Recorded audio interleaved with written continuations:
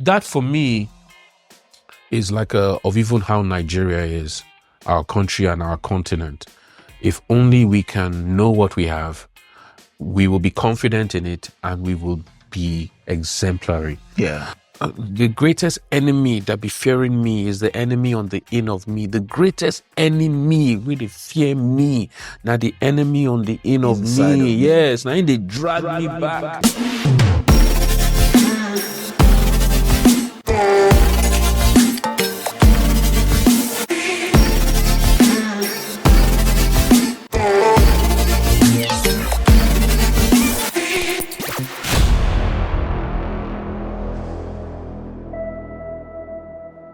Yo, what's up, guys? Your main man here, J. Danny. Welcome to the Creative Joint. So in this special edition, we have a very wonderful creative. I met this guy, I think 2 weeks ago in an event I attended, and we said, we go bring this one to the show. And he said something very outstanding that I'm still living with. Who you be? Who you be? I'm talking of none other than, someone I met and is turning into a brother very quickly and fast.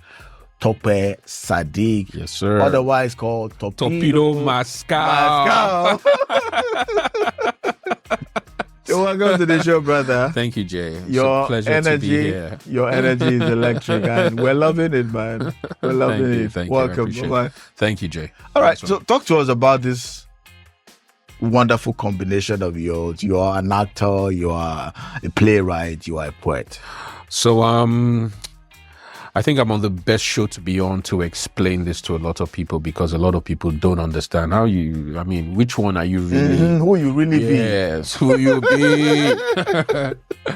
But one of my greatest influences or people I look up to is a guy, Leonardo da Vinci, and he was a poet, he was an inventor, writer, sculptor, painter. He was like 8 different things. In fact, his inventions till now are still, relevant till today. Yeah. He painted the Mona Lisa, and people are like, how if he do all those things in one lifetime? The answer is he tried. He tried, yeah? Yes. If you don't try, you will never know, which is what even led to that spoken word of who you be. Okay. I have a piece that, what if you're the greatest general that ever lived, but you were born in a time of peace? Yeah. You never get to go to war. Yes, you will never know. So sometimes circumstances might help you, but other times you just never know until you try. You might be the greatest poet, your move might be fashion, but you have no idea because you never tried. True. And you boxed yourself into a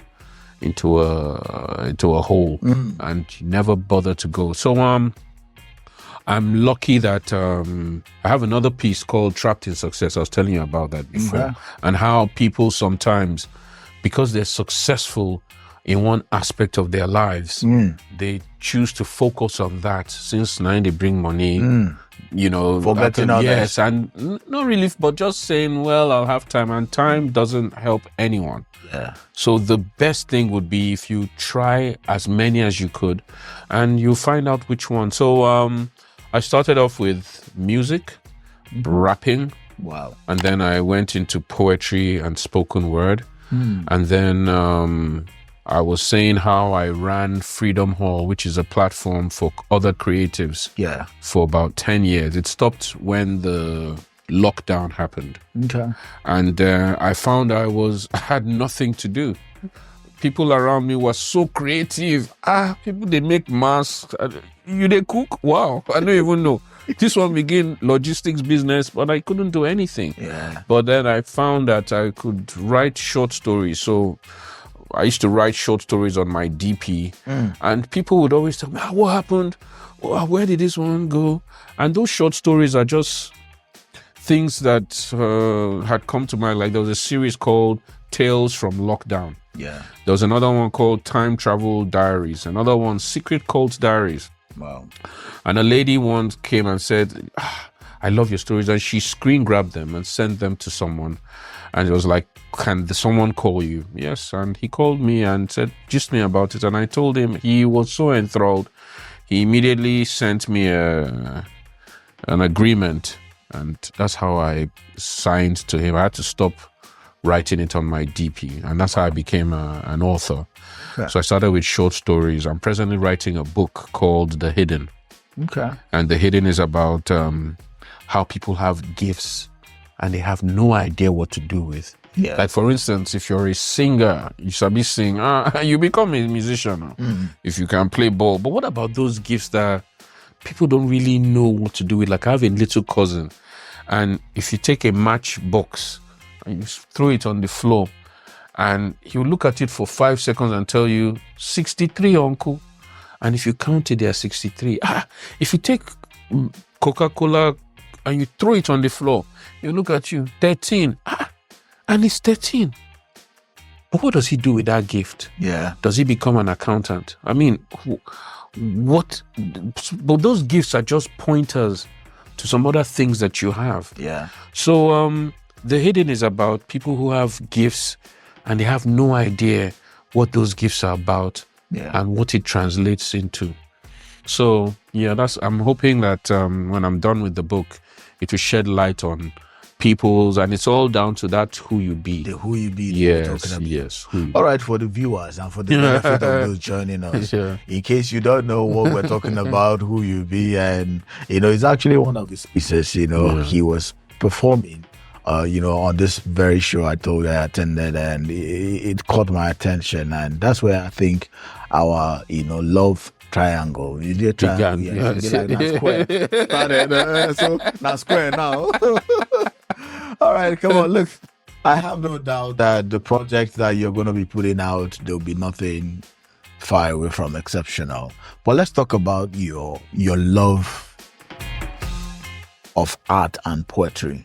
All right, how did that happen? Because we were talking here earlier, you mentioned the transition from the corporate world to doing art right now. How did that happen? So a lot of time. So it actually started when I was doing a project. I was head of sponsorship for a telecoms company. Okay. And one of the projects I had was a show called Idols. And during that show, many talents came through and I found myself completely enthralled. I used to go home and go to the show venue. I'll even resume there.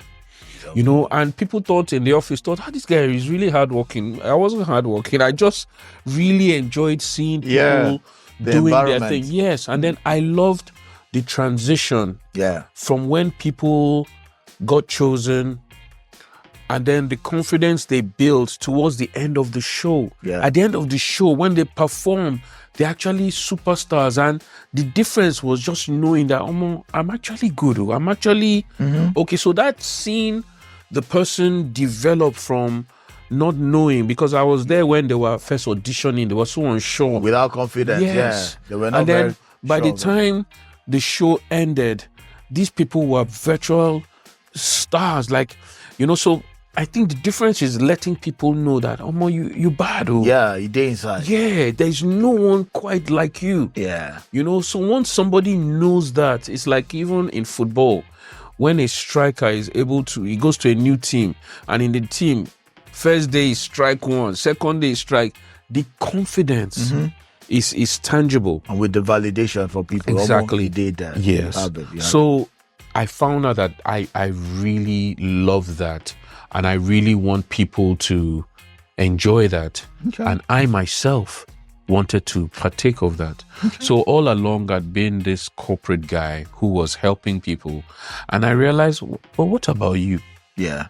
What about your dreams? So one day I drastically just got up and left. And because I didn't have someone to look up to. So poets in my time were Wale Soyinka, and they were mostly written, poetry. Poetry, yeah.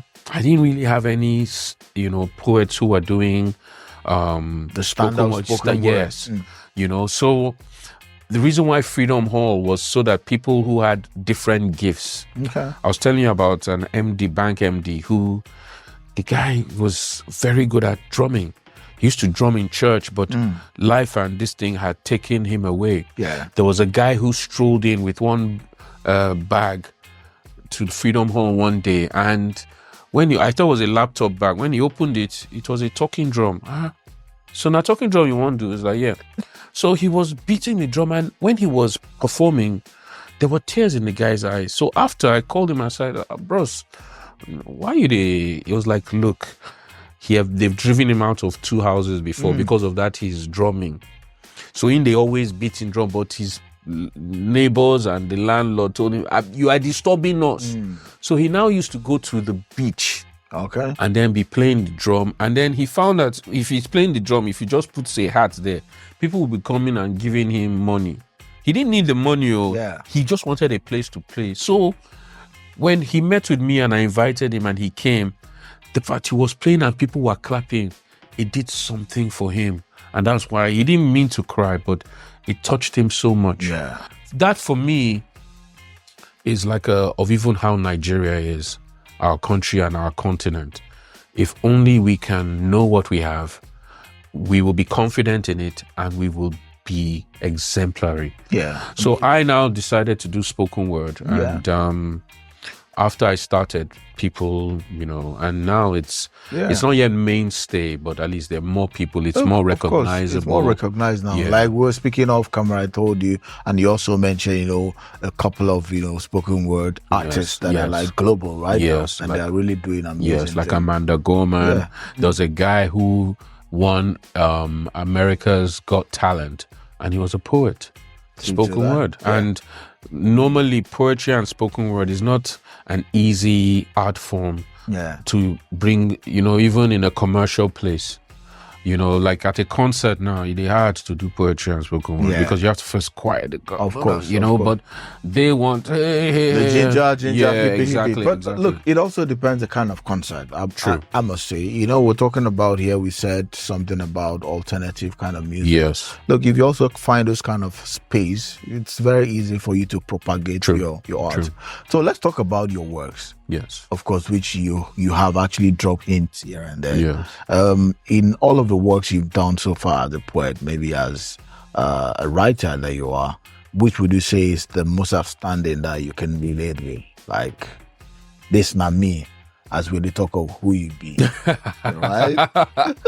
So there's one piece I call the me inside of me that's trying to kill me. There's a me inside of me that's trying to kill me. There's a me inside of me that doesn't feel me. Every try I look inside of me, I see a me that you cannot see. But every try I try to be that me, this me that you see drags me back and lets me be this me. There's a me inside of me that's trying to kill me. And that's really kind of like my essence somewhat. Yeah. That me inside of me spoken word piece, talks about how the greatest enemy that be fearing me is the enemy on the in of me. The greatest enemy really fear me. Now the enemy on the in of me. Yes. Now they drag me back. Sometimes I want to do the right thing, but now me go mess them up. Yeah. Sometimes I'm even in a relationship. Now me go use my own hand. Spoiler. I'm supposed to be at an interview for 9. I go wake up 10:30. There's a me inside of me that's trying to kill me. Yeah. So that's a very well. Yeah. So that was a piece that I did that when I performed it. I was in Abuja at the time. Yeah. Everybody went wild. We're actually going to continue this conversation, which I am loving. I know a lot of our viewers are really digging this. Okay. So, but we're going to go into a quick game segment shortly before we do that. All right. Okay. Before we continue. Good. All right, guys. So I'm still here with an incredible creative. Look, this particular guy, the Yan. I'm telling you. All right. So if you've been listening, look, this is the show called The Creative Joint. And on this special edition, we have Torpedo Mascaw. Ooh, you heard that, all right? And he's been dropping it like it's hot. Look, I met this guy just 2 weeks ago and I fell in love with his art and what he's currently doing. So if you want to see also what he does, if you haven't already, kindly check out his socials and just follow him I mean, you'll be blown away, all right, guys? If you also haven't subscribed to this channel, come on, guys, what are you waiting for? Leave us a subscription, leave us a like, ring that notification bell so whenever we share new content, you'll be the first to know. All right, guys? Never waste the time. Don't waste time whenever. Yeah. All right, man. Torpedo. Yes, sir. Are you ready, man? I'm ready. So the game is called the quick fire game segment. Okay. All right. It means in 60 seconds, you're going to attempt to answer, I think, 14 questions. Okay. All right. So this is the only rule now. If there's any particular question that you're not very comfortable with, or you're not, you can't find an immediate answer to, you can say pass. Yeah. Okay. That's the only time that we're going to move to the next set of questions. But I have no doubt, say you go clear and run, because I know who you be. Who you be? I know who you be. All right, timekeepers, you ready now? Timekeepers, you ready? And your time starts now, Torpedo. Let's go. In 2 words, what does success mean to you as a poet and a playwright? Fulfillment and cash. Okay. Have you ever been nervous starting a piece in public? Yes, I have. Okay. What's the most rewarding part of seeing your written word come to life, either on stage or through spoken word? The most important part is seeing how people receive it after. Okay. In 3 words, how do you prepare mentally and emotionally for an intense spoken word performance? I do a lot of sleeping, a lot of eating, and a lot of listening to music. Okay. What's one Nigerian song that always hypes you up? Kokoro at Dawn by Peter Ego. Okay. What's your favorite Nigerian proverb? When the come comes to come, the come will come out. Okay. If you could only perform one of your poems for the rest of your life, which one will it be? The me inside of me that's trying to kill. What's your dream stage or venue to perform on, either locally or internationally? The White House inauguration. Oh, Mado. Who are your biggest literal influence, both Nigeria and international? Nigeria is a guy, DK Chukwumerije. And Simon Cowell is one of the people I actually look up to. Okay. If you could describe your poetry style in 3 words, what would they be? Freestyle, deep, fulfilled. Okay. If you weren't a creative, what else would you be doing right now? An advertising, marketing executive. Okay. What's your guilty pleasure music genre? Reggae. Reggae music. You look like one, apparently. What's the most unexpected reaction you've ever received from an audience during a spoken word performance? They were all thrown into tears. Oh, Nado. What was the first poem you ever wrote as a poet? Why don't you love me? And that's God speaking. Why don't you love me? Amazing. Yeah. Look, you see, you just cleared this one. I'm very, very sure it's within the time frame. All right, that's amazing. Yay! Mascaw! See, I was trying to do that, and he's trying to indoctrinate me already, and I'm loving Nice it. one, All right, nice interestingly, you've been able to clear that, which is not very difficult. Of course, it's still about Yes. you and what you do. Now, let's talk about the challenging part of being a poet in Nigeria specifically. Now, I was speaking earlier, you mentioned, briefly the challenges, when it comes to recognition and the rest. Yeah. What other challenges do you are there? think you're most faced with currently? So, I was invited for a wedding to come and perform at a wedding. And alongside of me, because there were vendors, there was a musician, a comedian, the MC, and me, the poet. And when it was time to pay, they paid the comedian and the MC and 1 million.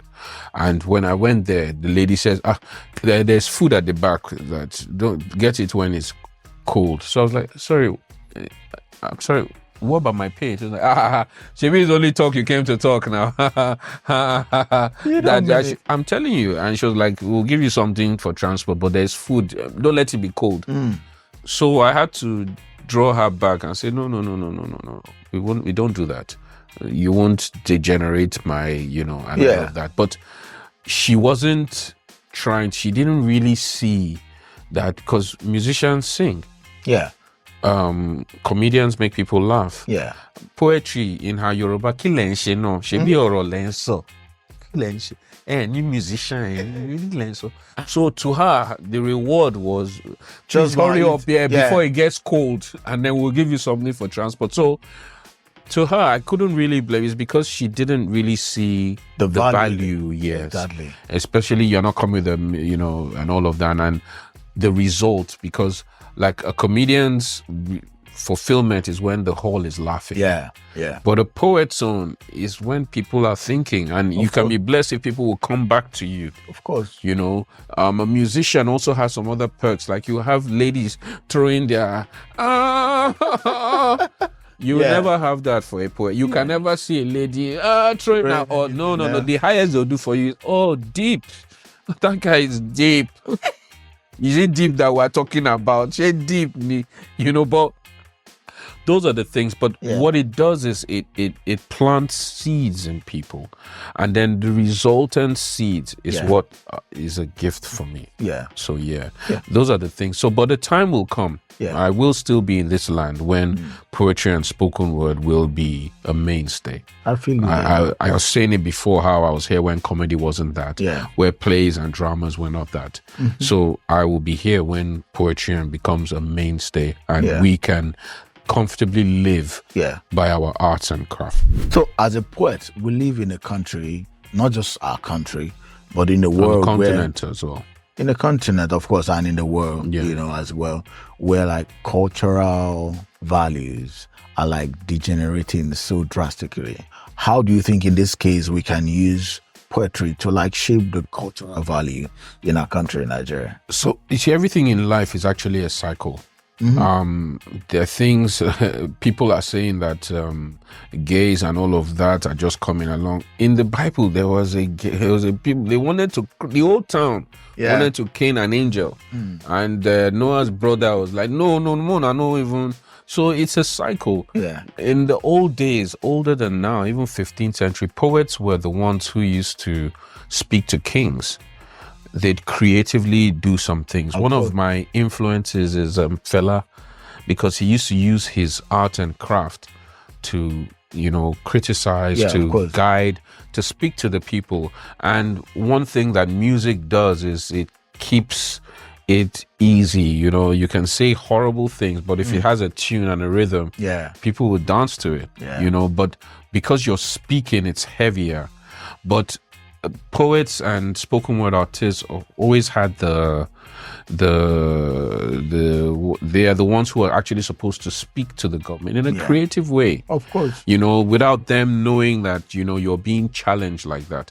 And also a prophetic thing. So one of the things that I've been blessed is I'm able to see things about people, maybe because I've been doing it for a while, or maybe it's a gift on its own. But I can see a person and tell, this is what you ought to be doing. This is where you should be guided. And sometimes in my pieces, I actually speak to those things.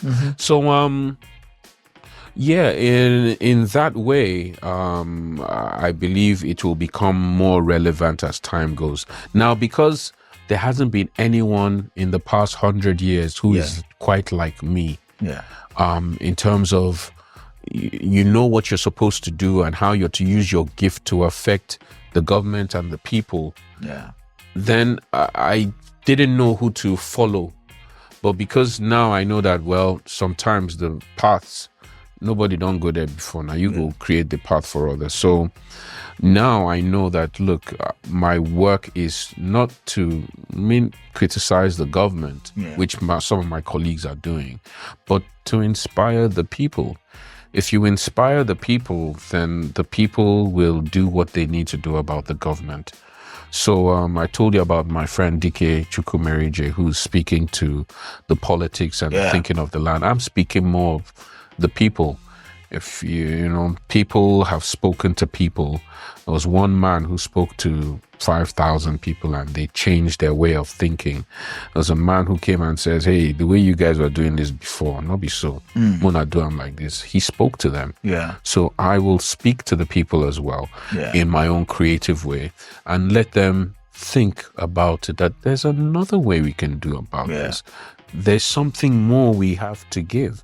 There's a reason why in the world there's so many churches, and a lot of them are concentrated in one geopolitical area called Nigeria. And that geopolitical area is not bringing out any fruit. I mean, normally with the number of churches and Christians and alphas and everybody, this place should be a holy land, but it's far from it. But why is that so? You think it's coincidence? There's no such thing. So the world is waiting for us to Rubik's Cube. This is what I call it.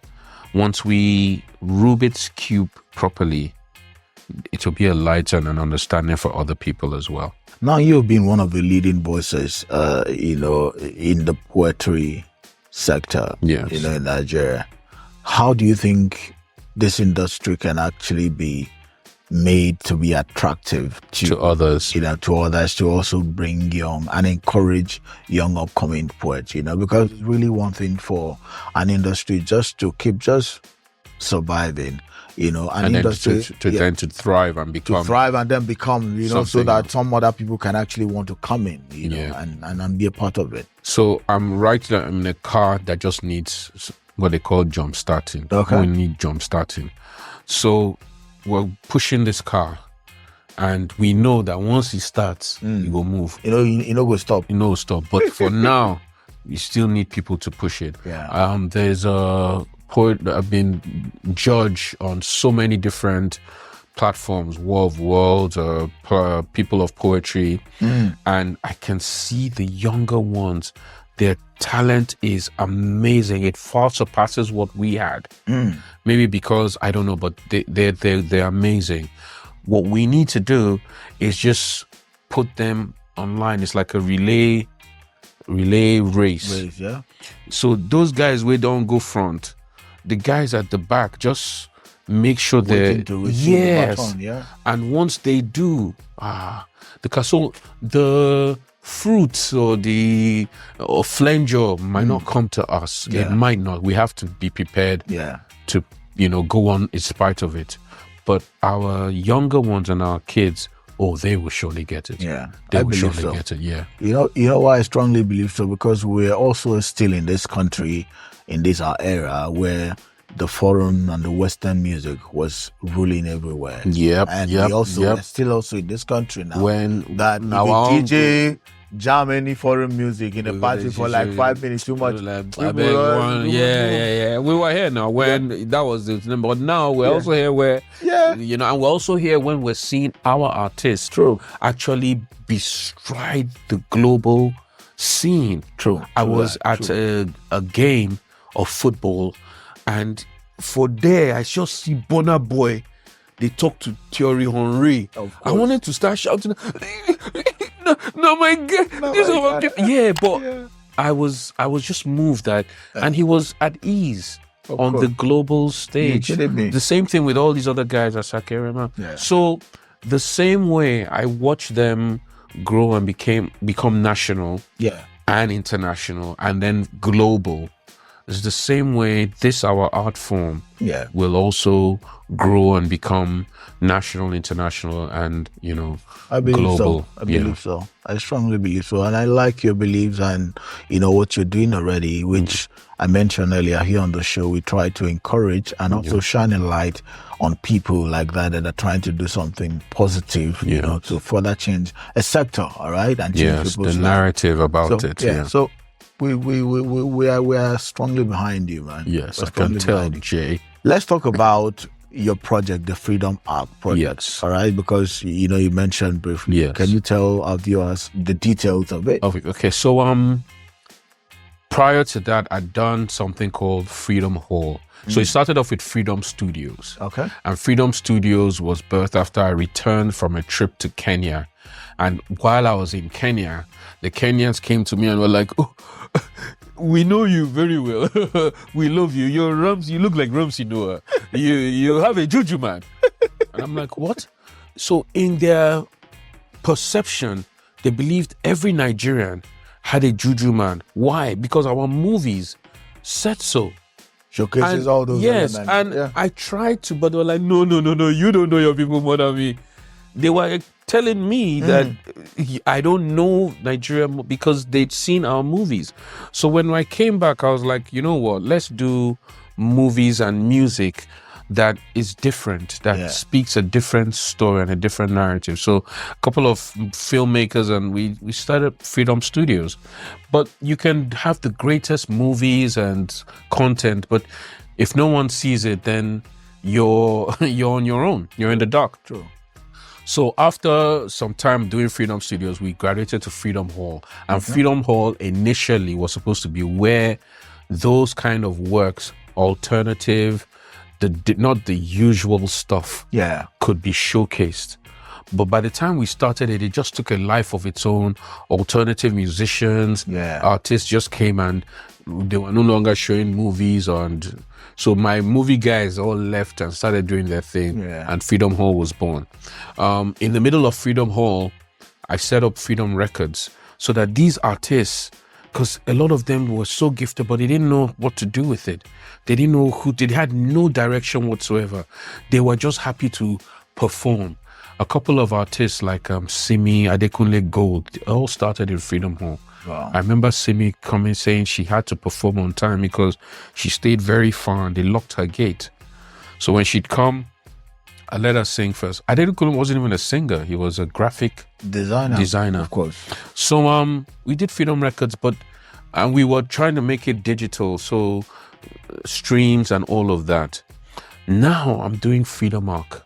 And Freedom Arc is where all these creatives, there's so many of them. If you do a talent hunt or put an audition, thousands of people will come. Of course. So how do some of them, but there's some of them that are amazing. They're real diamonds. Yeah. What do you do with these diamonds? They don't know what to do. Yeah. They're looking for people to tell them what to do. They're looking for people. So let's build an ark. Kind of like the way Noah built an ark to save people from the rains. So let's build an ark where people with talent and creativity can come to, and they're safe, they're protected, and they're told that they can be more than they actually are. Interesting. So that's what Freedom Arc is about. Wow. Amazing. Look, we could go on and on and on and on and on, all right, with Toepedo Mascaw. Well, like I told you, we can't fit all of this in one particular episode, all right? Yeah. We are definitely going to have to bring him back, all right? Yeah, look, that would be my pleasure. It's been very interesting speaking with you, and we can wish you nothing but the very best. Thank you so much, Like Jay. I told you, you just found a partner now, yes. right? So we're glad to meet you, and I'm very, very certain the viewers will agree. I appreciate the opportunity. They've been able to have valuable content in this very one. So thank you for coming on the show. Thank you so much. All right, so we are going to come back to you to drop some lines, all right, before we go, all right? So we are just going to drop any of your work, just play around it and give us something freestyle for 1 minute, 60 seconds then before we go. All right, guys, so I'll be speaking with Toepedo Mascaw, all right? He is such an incredible load of talent, all right, box in one human being, all right? So if you want to see what he does, kindly reach out to him, all right? You can see his social media handles there, all right? This guy is truly talented and, amazing speaking with him, all right? So if this is your first time of joining us, this is a show called The Creative Joint, where we bring amazing talent like this one that we're speaking with today on the show. And, they come to share their valuable knowledge on the show and something you can actually learn from. So if you're creative out there, musician, producer, anything you're doing creatively in the space, this is the kind of show which I'm sure you'll find value in. All right. So if you also haven't subscribed to this channel yet, come on, guy, what are you waiting for? Leave us a subscription, leave us a like, ring that notification bell so whenever we share new content, you're going to be the first to know. All right, guys. It's been amazing presenting your main man here, Jay Danny. I'm signing out now. See you in the next one. Peace out. While we go to Toepedo for a special presentation, I'll take it up from here, man. Let's do it. I'll just give a little spoken word piece, and it talks about who you really be. And I have a couple of questions I want to ask.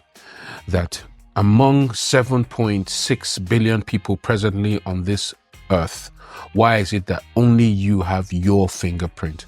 Why is it that it's only you that has your vocal range? Why is it you that only your retina and your eye can open locks? It's because time has been taken to make you uniquely you. Now, let me even bust your brain a little more. Among 70 billion people that have come before, there is no one that is quite like you. And why is that so? Do you think it's just for you to come here and have a job and have a work and have wife and strife and think you've lived your life? No. It's for you to be who you're supposed to be, who you be. Who you be, and until you know who you be, you cannot totally be free to see the things that you're supposed to. Find out who you be and be who you know. Peace.